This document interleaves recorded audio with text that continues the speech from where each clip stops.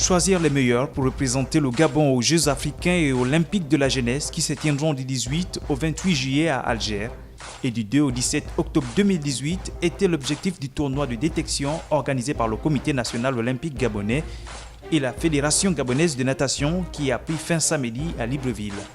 Le plus important va commencer, c'est-à-dire suivre ses talents et préparer au mieux la participation du Gabon aux prochains Jeux africains de la jeunesse et aux prochains Jeux olympiques de la jeunesse.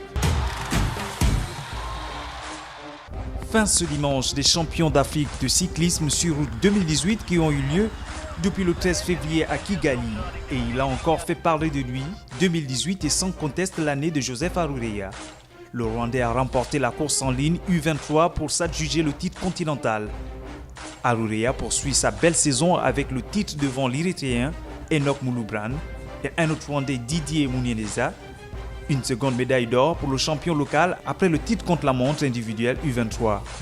Une troisième victoire de rang pour le jeune cycliste après ses victoires à la Tropicale au Gabon et au Tour de l'Espoir au Cameroun. Dans la catégorie élite homme, Emmanuel Guérez-Guière, l'Érythréen a remporté la course et le titre également à l'image de son pays.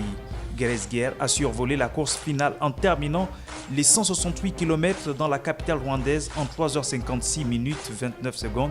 Il devance son compatriote Metkel Eyob, 1 minute 53 de retard, et l'Algérien Azzedine Lagab. Le Kazakh Alexei Lutsenko a remporté le Tour d'Oman au terme de la 6e et dernière étape gagnée par le Norvégien Alexander Kristoff qui a réglé au sprint le Français Brian Cocard, 2e, et l'Italien Gialco Nizzolo, 3e, dimanche sur la corniche des Mascades. Lutsenko, âgé de 25 ans, vainqueur d'une étape sur la Vuelta l'année dernière, succède au palmarès au Belge Ben Hermans. Le All-Star Game 2018 a pris place au Staples Center de Los Angeles dimanche soir avec les meilleurs joueurs de la NBA sélectionnés par Stephen Curry et LeBron James.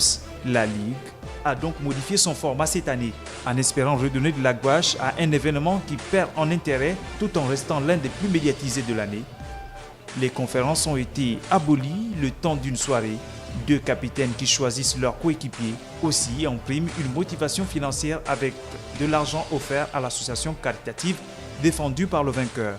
Et pour ce grand rendez-vous de la planète NBA, c'est l'équipe de LeBron James qui s'est imposée avec 148 points, dominant celle de Stephen Curry, resté à 145 points.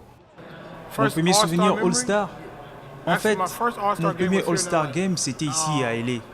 C'est une coïncidence d'être de retour ici. C'était une expérience incroyable, une bénédiction aussi.